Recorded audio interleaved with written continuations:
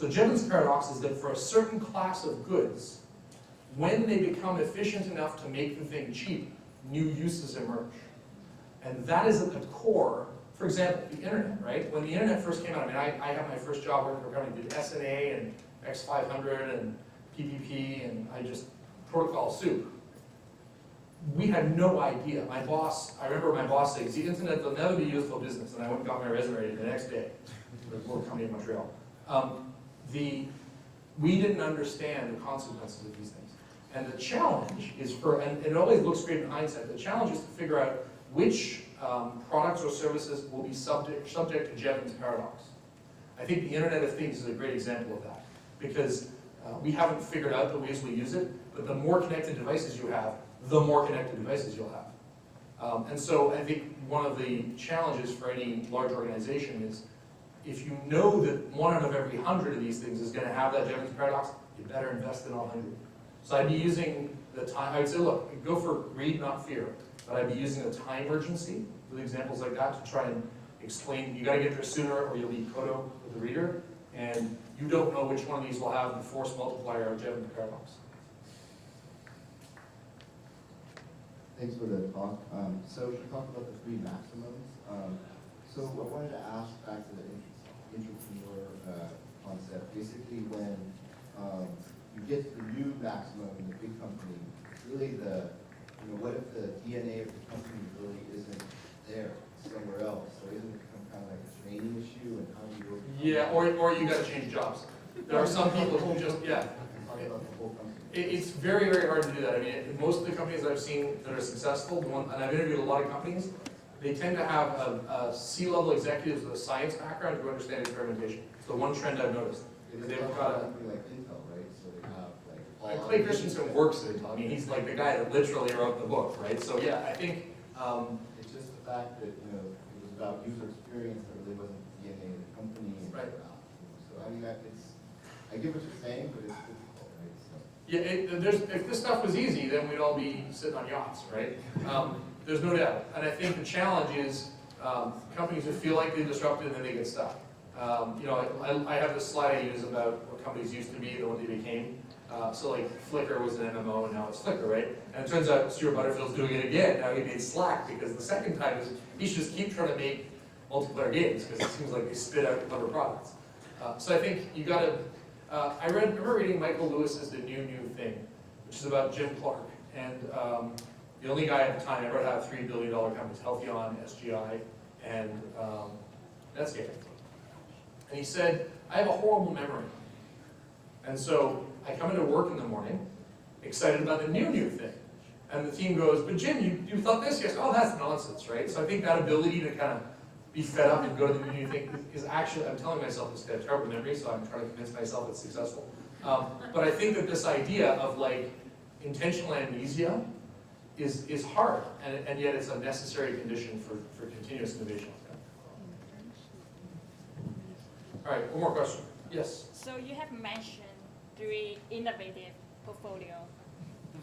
Do I need to wait? Yeah. I mentioned 3 innovative portfolios? Yes, like the core from the adjacent to the transformer Yeah, well, it's not really portfolios, it's three stage. 3 concurrent processes. Okay. A successful company will have 70% of its employees doing sustaining innovation, figuring out how to sell more things to more people for more money, more often, more efficiently.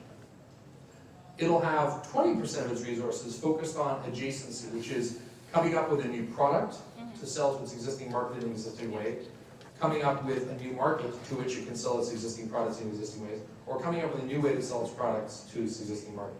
And then it'll have 10%, probably isolated. Google does this. Google X is exactly this model. Apple takes people in secrets in a way to make badly kept secrets, right? So there's that 3 maxima kind of model happening in these companies. There's an interview in Fortune magazine with Larry Page where he says, we'd love to do more than 10% innovation, but the capital markets won't let us. That's the most risk they will tolerate. So do you recommend a new company to start from the core one? So the core is the existing business. Yes. It'll always be there. The adjacent, that's things the line of business should do. Like let's say I'm selling plumbing supply. I'm the plumbing department. I should have a team of people in the plumbing department designed focused on innovation, finding new markets, invent new products, find new ways of selling plumbing. And then I got this like skunkworks group that nobody really knows what they are. They're in a separate building, and their job is to go figure out like in MetLife. And a lot of it comes from reframing your business. So Kodak thought it was in the film business. It should have realized it was in the memory sharing business. Because once you realize you're in the business of sharing memories, the internet connection becomes obvious, right? Lots and lots of companies that fail to reframe their business, the railroad companies, when the airplanes came along, they all went, we're not in the airplane business. They should have realized they were in the transportation business, they would have become airlines. And so that group, that 10%, is constantly trying to reframe what business it's in. Ask, like MetLife, saying, maybe we're not in the pay up when you're dead, but in the curate your online legacy after your death. Maybe that's our business. And that group's job is to constantly reframe it. There's a lot of, this is really design thinking. There's a concept in design called jobs to be done, where you look at all the jobs someone wants to accomplish and how technology and legislation and environment have changed it. And that's really the focus of that 10%. So what you meant is you recommend a startup to reframe the whole business. Startups should always be over here, right? Startups should always, because they haven't found product market fit yet, they are by definition over here. And when a startup comes out and says, we're going to do a dog walking app, I'm like, that's not disruptive. And tell me why that's going to change anybody's life. Because you haven't erected any barriers to entry. I mean, I think Uber is a wonderful service, but really, they're successful because the cab companies of the world got lazy. There's 14,700 taxi cabs, give or take a few, in New York City. Each of them has a medallion worth $500,000. A lot of money in New York City. Focused on taxi cab medallions. They have billions of dollars. There's tons of speculation in that, and yet none of them said, let's build an app to pick people up. That's the problem with the company. The taxi cab company should have 10% of their company building that, and they would have something approaching Uber's market cap, and it would be much harder for Uber to get a foothold in that market. Instead, they go on strike and teach everybody else to use Uber, so it's their own downfall.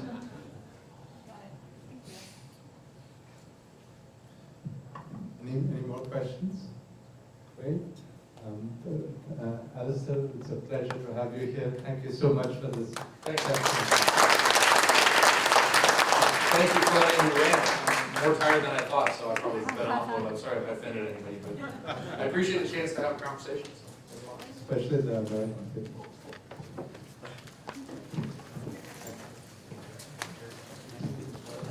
Yeah, Ethan. Is the recording available? No, I don't know. Everywhere's the same.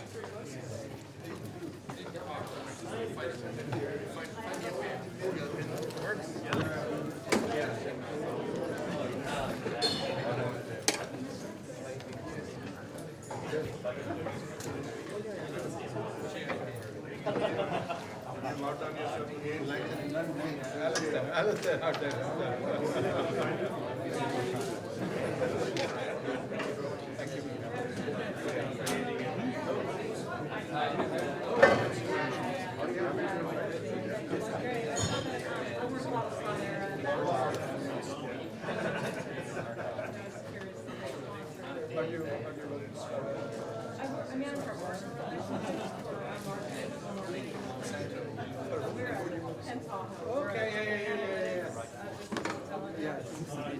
Hi. I thought that someone got your laptop. Yeah.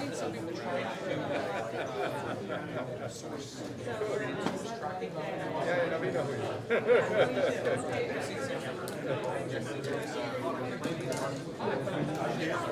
to see you. Welcome.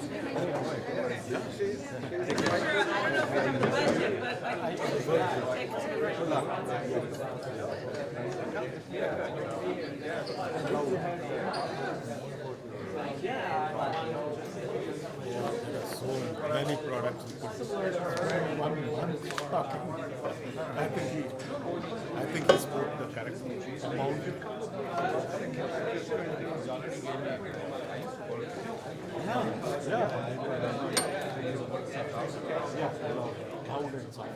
Yeah, with our founder banking team, we use seed and early stage startups. And so, that's what we do. Yep.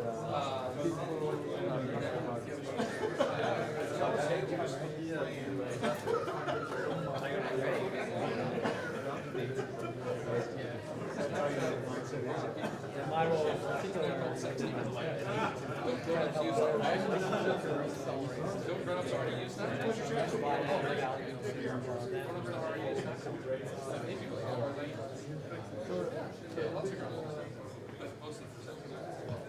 I guess,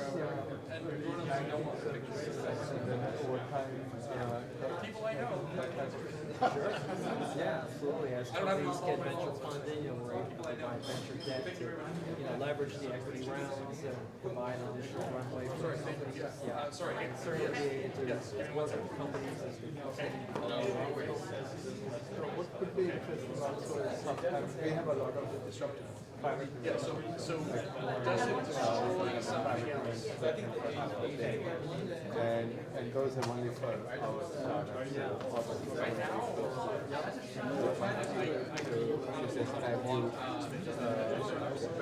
Can you quickly check on the map where how we get back? that'll be great. All right. Great to meet you. All right. Look forward to talking. Yeah. And talk to Pashu. Map and figure out how we get back. That's Silicon Valley. Hey how are you? Ravi, thanks How for are the you? invitation. Very great talk, You liked speaker it? you get. Yeah. It's good kind of that you kind of mix the data with the business. This kind one of. was a combination. Yeah, exactly. How many companies do you have in the 11. We do about 3-4 a year. Oh, so it's similar to Y Combinator. So just kind of 3-4 months or what? No, you do with them? 3-4 companies a year we'll fund typically. So very Okay. different because we tend to invest between $2 to $3 million per company. So we are Okay, and then you keep High them longer or? there's no keep concept. Once we're in, we're in till they Okay. exit. Okay, you guys sitting in University and Middlefield in Palo Alto, right? Yeah, I know the guys right next to you, the German German? Are you accelerator. German? Yeah, I am Okay, German. they're awesome guys. Do you know Yeah. Dirk and everybody? Yeah, I do. There's some interesting data companies coming out of Germany, which I would not have expected. That's a great team. Yeah. How was We your? party with them a lot, usually on Friday. Yeah, I should come to you guys. How come the data focus for you there? Yeah. That's who we are. Is it something in your past or is that it's just kind of? I've done storage management, information management, data management, all that. That's all.